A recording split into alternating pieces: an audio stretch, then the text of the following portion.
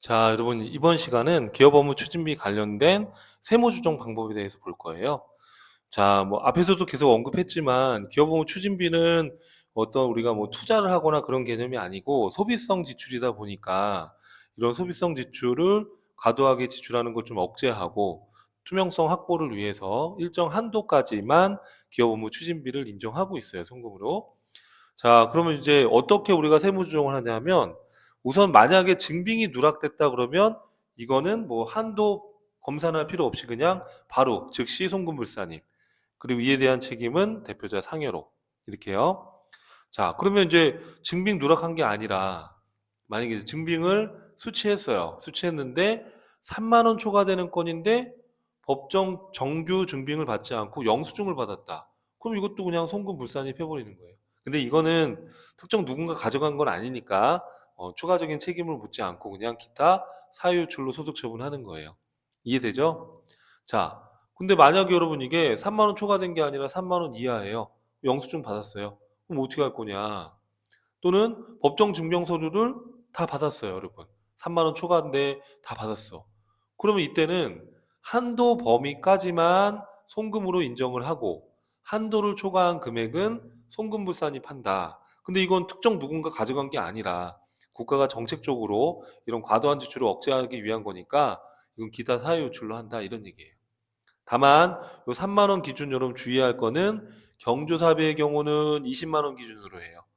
우리 예전에 여러분 공부했었죠, 이거?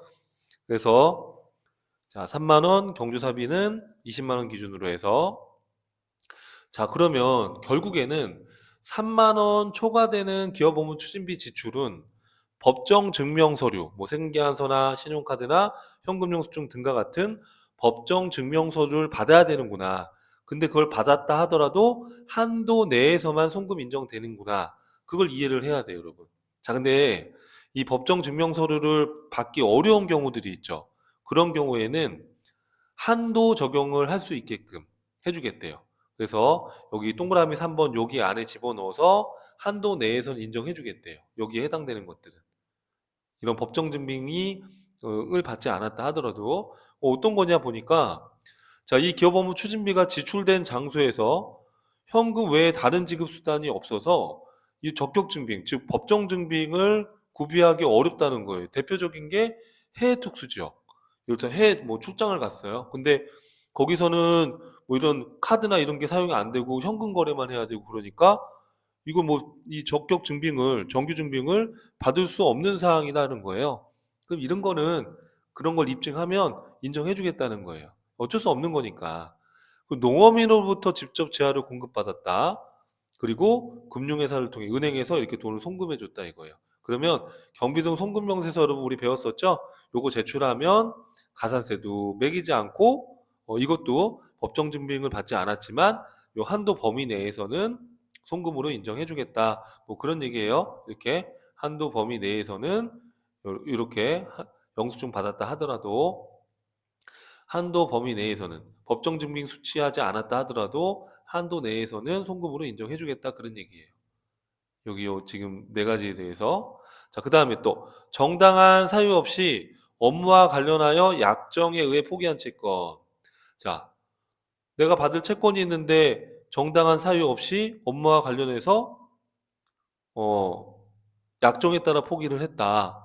그러면 이거는 접대성 성질의 비용 아니겠느냐. 그래서 기업 업무 추진비로 본다라고 우리가 앞에서 공부했었는데 정당한 사유 없이 업무와 관련해서 포기하는 거니까 이거 이제 그 업체에 이제 접대성으로 이 채권 받을 거를 받지 않은 거니까 이제 기업 업무 추진비로 보겠다라고 했었는데 이 경우에는 뭐 증빙을 뭐 영수 뭐 생계환수나 카드나 이런 걸 받을 수 있는 이런 거래 내용이 아니잖아요. 그래서 이런 거는 법정 증명서를 없다 하더라도 한도 내에선 송금으로 인정해 줄게. 한도 초과되는 건 송금 불산입하고요.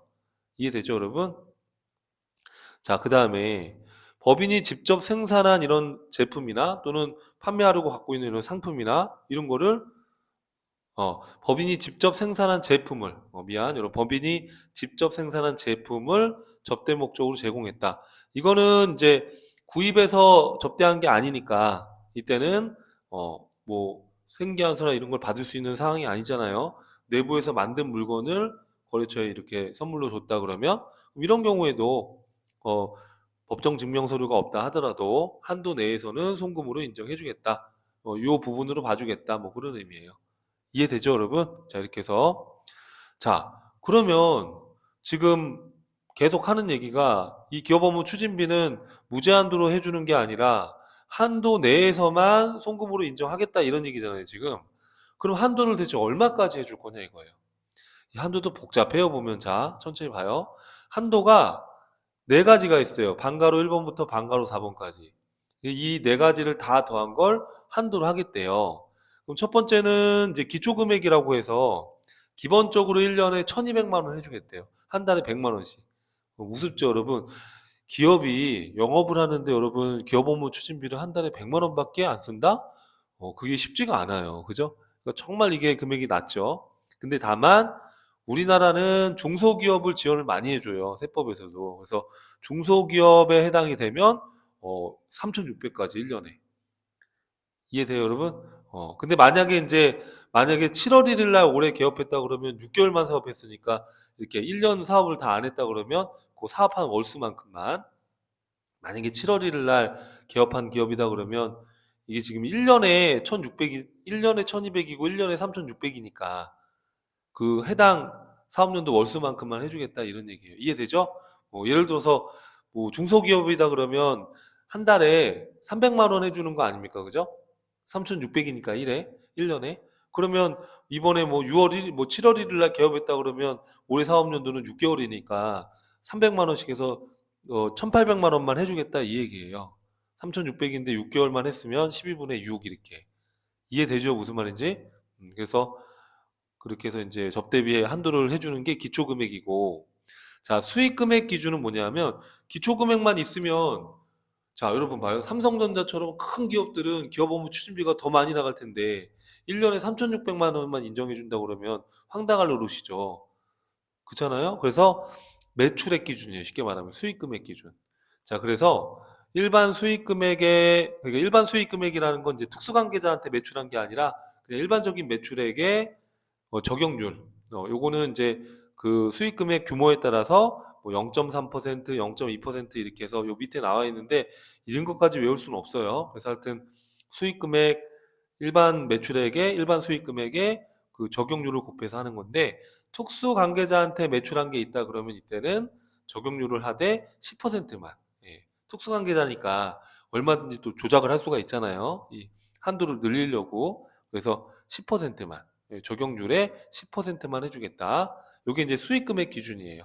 그래서 기본적으로 중소기업은 3,600 해주고 요 수익금액, 매출액의 일정 적용률을 곱해서 또 이제 추가로 또 한도를 더 넣어주는 거고, 또 이제 문화 산업을 뭐 이렇게 육성하고 이런 차원에서 문화 쪽으로 이제 만약에 돈을 지출하면 문화기업 업무 추진비라고 해서 추가로 또 한도를 더해줘요. 뭐 이렇게 공연을 봤다든지, 뭐 전시회에 가서 뭐 전시를 이렇게 관람했다든지, 관광 공연자는 입장권을 구입했다든지, 또 100만 원 이하의 뭐 증정 미술품을 구입해서 이 거래처에 선물을 했다든지, 이런 것들은 문화 관련된 것들이니까, 이러면 이런 문화 쪽에도 지출을 많이 하면 이 문화 산업이 또 활성화가 되잖아요. 그런 차원에서 문화기업 추진비로 지출하게 되면 이때는 좀 더 한도를 더 주겠대요.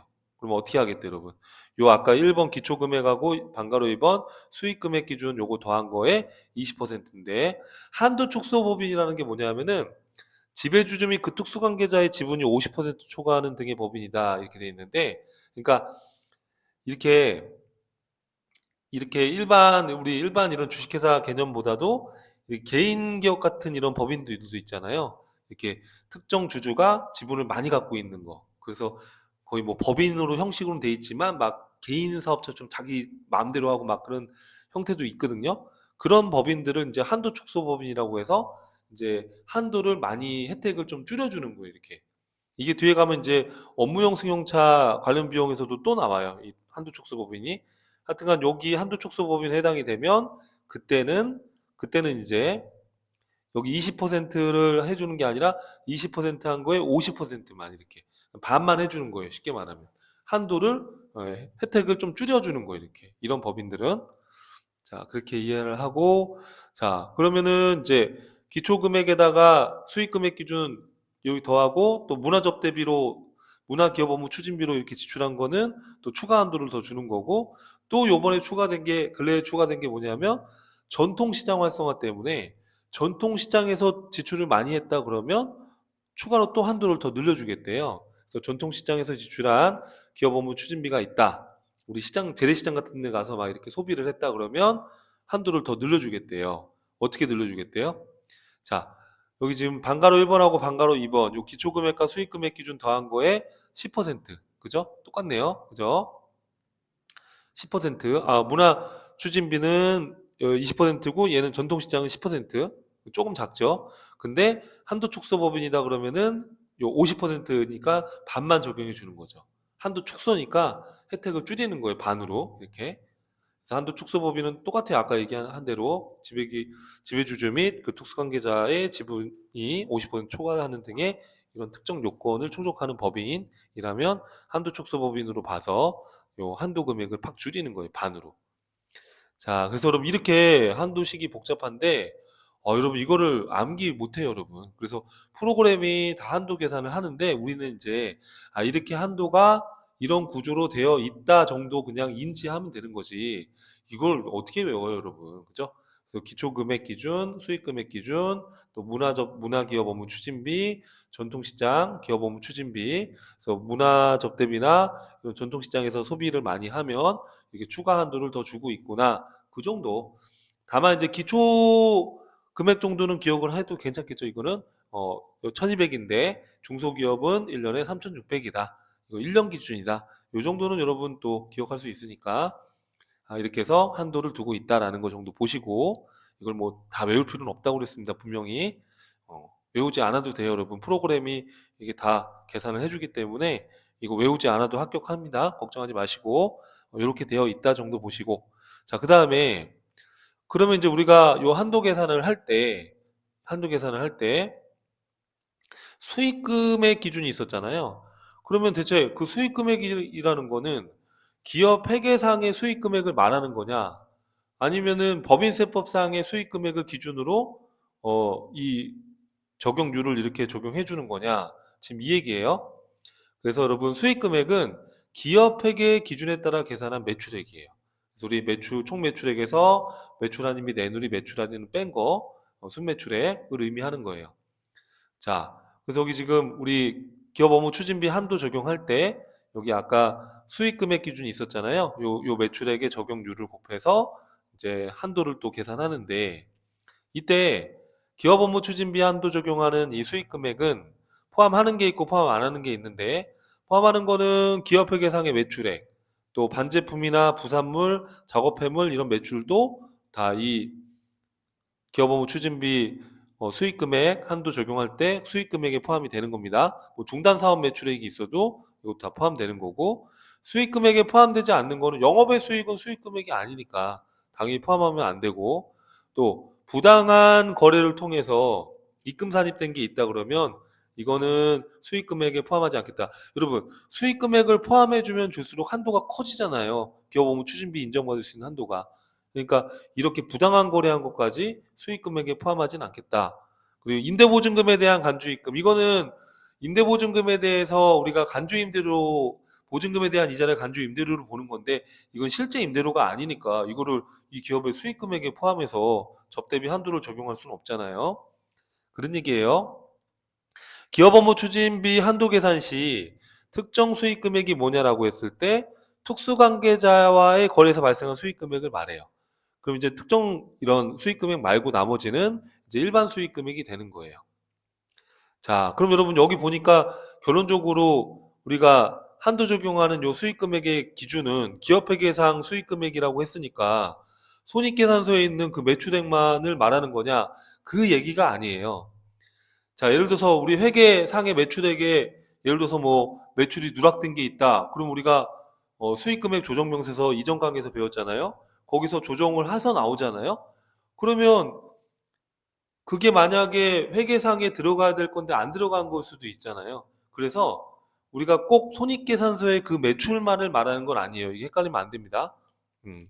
자, 그래서 우리가 이제 그 수익금액 명세서에 우리가 나와 있는 금액하고 회계상의 수익금액이 차이가 없다. 그러면 그냥 그 수익금액 명세서상에 그 금액을 기준으로 이제 한도를 적용할 수도 있는 거예요. 상황이. 자, 그래서 여러분 여기 보니까 그런 얘기가 있죠. 기업회계상의 매출액과 세법상의 수익금액의 차이가 없다면, 자, 우리가 이제 기업 업무 추진비 한도 적용하는 그 서식을 불러오기를 땡겨오면 회계상의 매출을 땡겨오거든요. 근데 만약에 세법상의 수익금액, 세법상의 수익금액의 차이가 없다면, 다시 불러오기 했을 때 결산서상의 수익금액이 반영이 되니까 만약에 세법상의 수익금액에 차이가 없다 그러면 조정 후 수익금액으로 수정을 해야 된다라는 거. 이건 이제 이따가 문제 실기 풀 때 그때 내가 한번 보여줄게요. 무슨 말인지. 자, 그래서 결론적으로 말하면 회계 기준상에 따른 매출액을 요 수익금액을 회계 기준상의 매출액을 기준으로 한다. 그렇게 여러분 이해를 하면 되겠고요. 자, 그 다음에 이제 적용률이에요. 적용률인데 그러면 몇 퍼센트를 적용해 줄 거냐라는 건데요. 자, 이것도 암기를 할 필요 없습니다. 그냥 이렇게 돼 있다 정도. 자, 그럼 어떻게 할 거냐? 이 수익 금액이 100억 이하면 0.3%, 100억 초과 500억 이하면 0.2%. 그러니까 100억까지는 0.3%고 100억 초과됐는데 500억까지는 0.2%, 500억 초과되면 0.03%예요. 이렇게 지금 규정이 돼 있어요. 자, 근데 여기 뭐라고 써 있냐면, 자, 만약에 일반 수익 금액과 특정 수익 금액이 동시에 있다. 그럴 때는 일반 수익 금액부터 적용한다. 이렇게 돼 있는데, 그럼 제가 하나 사례를 적어 줄 테니까, 그 여백에다가 여러분 한번, 교재에다가 한번 적어 볼래요? 이게 무슨 얘기냐면, 자, 제가 적어 줄 테니까 여러분 꼭 적어 놔봐요.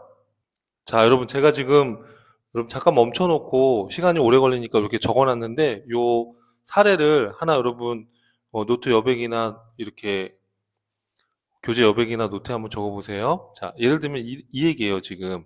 일반 수익 금액과 특정 수익 금액이 동시에 있다. 그러면은 일반 수익 금액부터 적용한다 이 얘기가 예를 들어서 수익 금액이 120억이에요. 그러면 100억 이하까지는 0.3%를 적용해서 한도를 해주겠다는 거잖아요.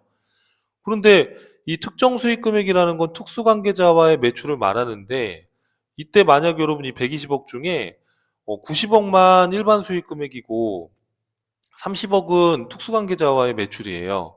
그러면 이때 120억이 있을 때 이 특정 수익 금액 이 30억부터 먼저 0.3을 적용하고 그리고 일반 수익 금액을 적용할 거냐 그렇게 하는 게 아니라 일반 수익 금액부터 먼저 적용한다는 거예요. 그럼 어떻게 하는 거예요, 여러분? 120억 중에 90억은 100억 이하 구간에 걸리니까 0.3을 적용해 주고 이해되죠? 그러면 30억은 특정 수익 금액은 30억 중에 요 100억까지가 우리가 0.3이니까 90억은 우선 일반 수익 금액 적용했으니까 나머지 10억은 0.3을 적용하되 특정 수익 금액에 대한 거는 이 금액의 10%만 해주는 거 한도를. 예. 그러면 이제 나머지 120억 중에 100억 됐고 나머지 20억은 이 특정 수익 금액 0.2를 적용하고 여기에 10%를 적용해 주는 거예요. 그래서 만약에 이런 120억이다 특정 수익 금액이 30억이다 그러면 여기 지금 일반 수익 금액 2,700에다가 30에서 40 더하면 2,770만 원이 수익 금액 기업 업무 추진비에 대한 한도 금액이 되는 거예요. 무슨 말인지 이해되죠, 여러분? 요거 그래서 이렇게 하나 메모해 놓고 사례로 보면 또 금방 이해가 될 거예요. 자, 그래서 이렇게 지금 되어 있다는 거예요, 여러분. 자, 다시 한번 여러분 쭉 한번 제가 얘기해 보면, 자, 우리 기업 업무 추진비의 세무 조정은 어떻게 된다? 자, 증빙 누락한 거는 송금불산이 대표자 상여로 하고, 3만 원 초과되는 영수증 수취부는 3만 원 초과되는데 법정 증빙서를 안 받았으니까 송금불산이 기타 사유 유출.